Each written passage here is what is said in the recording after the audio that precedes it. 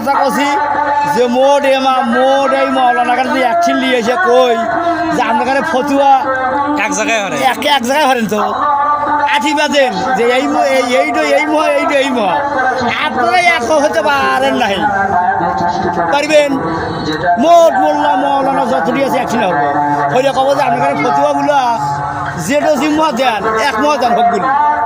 জানতে দেয় তো না হলে এটা বাদ দেন একজন বলছেন যে মিলাদ কোরআন যাবিলাই আপনারাই তো মোল্লা এই কোরআনের হাফেজ দিত মোল্লাই তো একজন করছেন কোরআন যাবি